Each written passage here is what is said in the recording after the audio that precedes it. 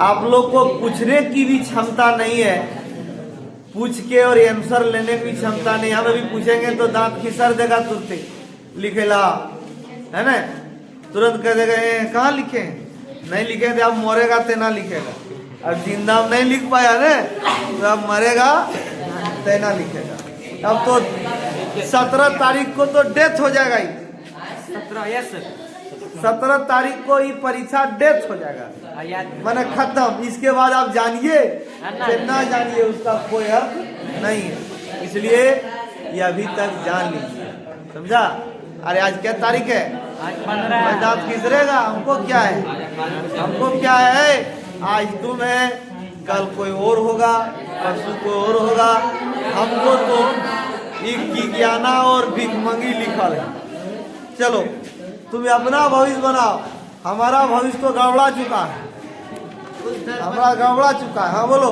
उस दर्पण का नाम बताएं जो किसी बिंब का सीधा एवं आवर्धित प्रतिबिंब बनाता है। सीधा सीधा प्रतिबिंब बनाता है। सुनो डिस्कशन इसी कहते हैं। 3-4 आंसर आएगा परीक्षा में, जब क्वेश्चन सुनेगा और 3-4 आंसर आएगा तब वह कोनो मार देगा। सीधा प्रतिबिंब बनाने वाला तीनों दर्पण है, समतल भी, उत्तल भी और अवतल। उत्तल और समतल तो हमेशा सीधा बनाता है, लेकिन उत्तल बनाता है छोटा और समतल बनाता है बराबर साइज का, लेकिन बड़ा बनाता है कौन, अवतल बनाता है। इसी कारण से उसको हजामत बनाने के लिए सैलून में उपयोग करते हैं। तो उस दर्पण का नाम क्या है जो बिंब का सीधा तथा आवर्धित प्रतिबिंब बनाता है, उसका नाम है अवतल दर्पण। अभी पूछता है यही क्वेश्चन को, उस दर्पण का नाम बताइए जो हमेशा सीधा बनाता है। तो उत्तल भी और समतल भी। उस दर्पण का नाम बताइए, चाहे कहीं भी आप हो, बराबर साइज का सीधा प्रतिबिंब बनाता है, केवल समतल।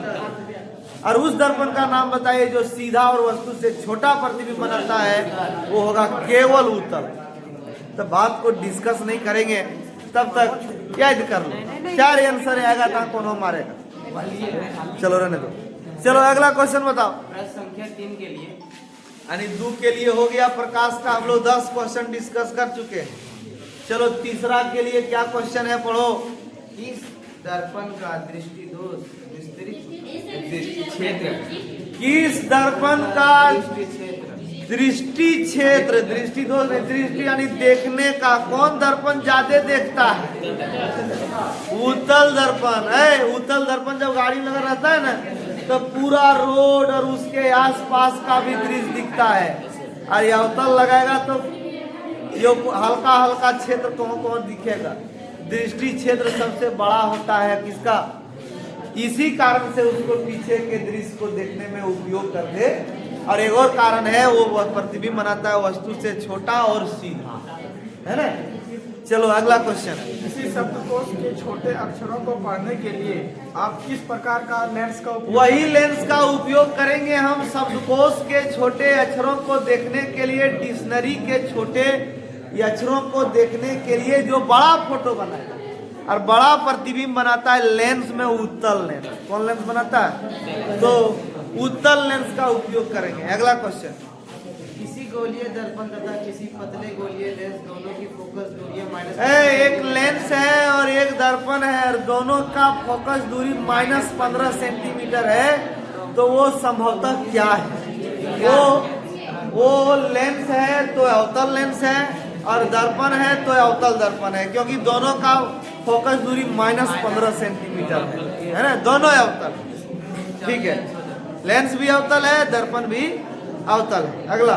किसी दर्पण से आप चाहे कितने ही दूरी पर खड़े हो, इसका जवाब देगा, आप क्वेश्चन बोल रहे हैं। आपका प्रतिबिंब सदैव सीधा प्रतीत होता है, संभवतः दर्पण है।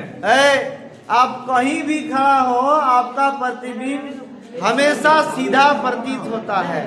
ठीक है, आप कहीं भी खड़े हो, आपका प्रतिबिंब हमेशा सीधा बनता है। अभी चर्चा किए थे, तो वो समतल भी हो सकता है, उत्तल भी, लेकिन ये अवतल नहीं, क्योंकि अवतल ही एक ही जगह सीधा बनाता है जब P और F के बीच में रखा जाता है। ठीक है, अगला बोलो।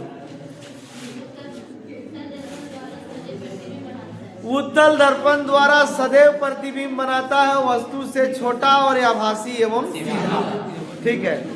प्रश्न संख्या 4 के लिए प्रश्न संख्या 4 के लिए जो अब क्वेश्चन आ गया, मानव नेत्र तथा रंग बिरंगा संसार। बोलो। निकट दृष्टि दोष, दूर दृष्टि दोष एवं जरा दृष्टि दोष। निकट दृष्टि दोष को दूर करने के लिए हम लोग और दूर दृष्टि दोष को दूर करने के लिए एक ट्रिक लगाए हैं, दूना। DUNA, दूना। डी मने दूर दृष्टि दोष, ये मतलब अवतल लेंस है। यू डी मने दूर दृष्टि दोष, यू मने उत्तल लेंस, एन मने निकट दृष्टि दोष, ये मने अवतल लेंस। यानी निकट दोष को दूर करने के अवतल लेंस और दूर दृष्टि दोष को दूर करने के लिए उत्तल लेंस का उपयोग किया जाता है। और जरा दृष्टि दोष को दूर करने के लिए बाइफोकल लेंस यानी द्विफोक्सी लेंस का उपयोग